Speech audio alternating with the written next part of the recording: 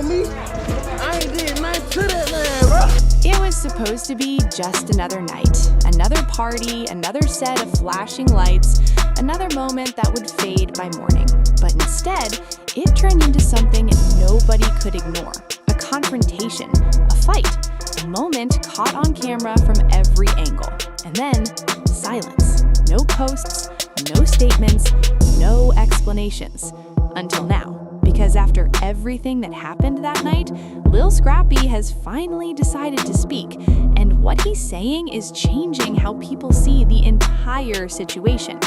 For days, the internet had been on fire. Clips of the fight spread everywhere. People replayed the same few seconds over and over again, trying to understand what really happened between Scrappy, Kirk Frost, and Young Jock. Everyone had an opinion. Some blamed Scrappy. Others said Kirk and Jock pushed things too far. But the truth, the full story, nobody really had it.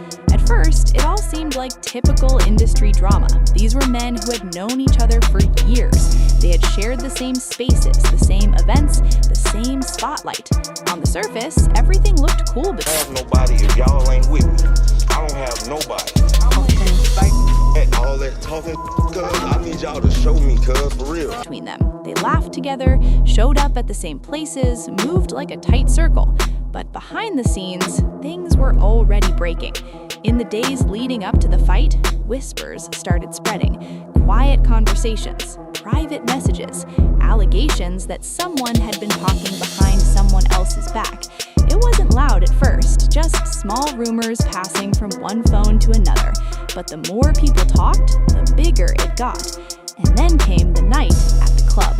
You've already seen what happened there. The tension, the confrontation, the moment everything exploded. But here's the twist. What nobody expected was that Scrappy wasn't going to stay silent forever. At first, he did what most people do after something like that. He disappeared. No interviews, no long captions, no explanations. Just silence. And that silence made things worse, because when one side isn't speaking, the internet fills in the blanks. People assumed the worst. They said he lost control. They said he started it. They said he had something to hide. But behind that silence, Scrappy was watching, listening, processing everything. And then, days later, he finally broke it. It didn't start with a big announcement. No press conference, no dramatic setup. Just a simple moment. A camera. A direct message to the people watching. And the first thing he said? I ain't been quiet because I'm guilty. I've been quiet because I'm thinking. I just had to cool off, right? Just get my mind right, man, you know. But I really gotta get this off my chest, man. That line alone changed the tone. Because suddenly, this wasn't just about a fight anymore. It was about perspective. Scrappy explained that what people saw in the club was only a small piece of a much bigger situation. According to him, the tension didn't start that night. It had been building for weeks, maybe even longer. He talked about conversations that happened behind closed doors, words that were taken out of context, situations where things he said were twisted before they reached other people. And that's when everything changed. Because according to Scrappy, by the time that night came, he wasn't walking into a party. He was walking into a situation that had already been set up. He said he didn't even know how deep things had gotten until he stepped inside and felt the energy. You ever walk in a room and feel like something off? He asked. Like people looking at you different? That's exactly what he described. At first, he tried to ignore it.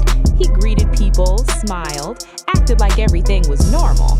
But then someone pulled him aside and told him that Kirk and Jock had been talking, and not in a good way. That's when he looked across the room and saw them watching him. Not smiling, not waving, just watching. And I knew right there, this ain't random. According to Scrappy, he didn't go looking for a fight. He said he was ready to talk, ready to clear things up.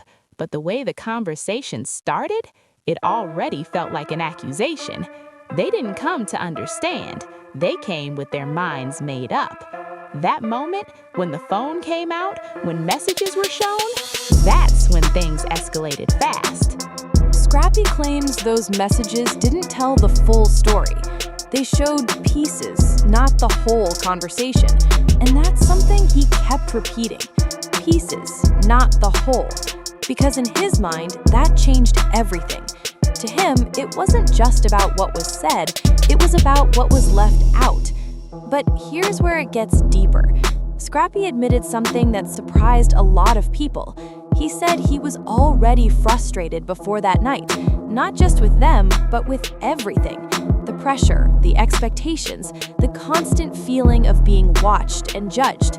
You hold stuff in long enough, he said, eventually it come out. And that's exactly what happened. When the argument started getting louder, when the energy shifted, when people started watching, he felt cornered. Not physically, emotionally.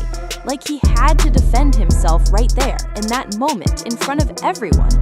And I ain't proud of how it went, he admitted, but I'm human. That line hit people differently. Because for the first time, he wasn't denying what happened. He wasn't pretending it didn't go too far. He was owning his part, while still standing on his truth. He talked about the push, the moment that turned everything into chaos. I shouldn't have did that, he said. I can say that. But then he paused. And at the same time, y'all don't know what led up to it. That balance between accountability and explanation made people listen more closely. Because now it wasn't just about blame, it was about understanding. Scrappy also addressed something else people kept asking. Are things over between him, Kirk, and Jock? His answer wasn't simple. It ain't no hate, he said, but it ain't fixed either. That honesty stood out. No fake peace, no forced drama, just real tension that hasn't been resolved. And then he said something that made people really think.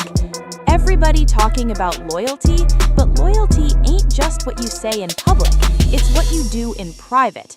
That line alone sparked a whole new conversation online, because now people weren't just looking at the fight, they were questioning everything that happened before it. Who said what? Who showed what? Who left things out? And suddenly, the story got bigger than one moment in a club. It became about trust, about communication, about how quickly things can fall apart when people stop talking directly and start listening to outside voices. As Scrappy continued speaking, his tone shifted, less defensive, more reflective. He talked about growth, about learning from the situation, about realizing that not every battle needs to happen in public. Sometimes walking away is the real win, he said, and that hit differently considering what people saw, because the version of him in the club, that wasn't walking away, but the version speaking now, that was someone trying to move differently, and that's where the emotional weight really comes in, because moments like this don't just disappear when the cameras turn off, they follow you, they affect your relationships, your reputation, your peace. Scrappy admitted that the days after the fight weren't easy. Seeing the clips everywhere, hearing people judge him without knowing the full story, feeling like his name was being dragged based on a few seconds of footage. That mess with you, he said, quietly, and you could hear it. Not anger, not aggression, just exhaustion. Because at the end of the day, behind all the headlines and viral clips, he's still a person dealing with real consequences.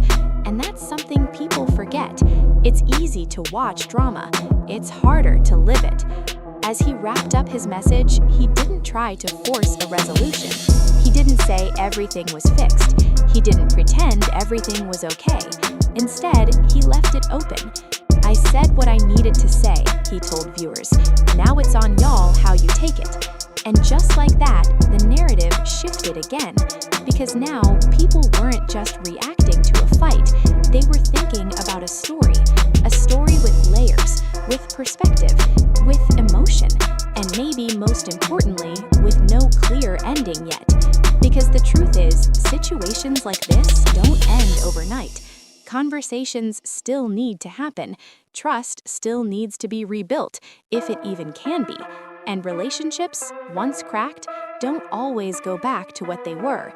But one thing is clear, Scrappy speaking out changed everything. It didn't erase what happened. It didn't answer every question, but it gave people something they didn't have before, his side. And sometimes that's the difference between a moment being judged and a story being understood. Now the real question is, what happens next?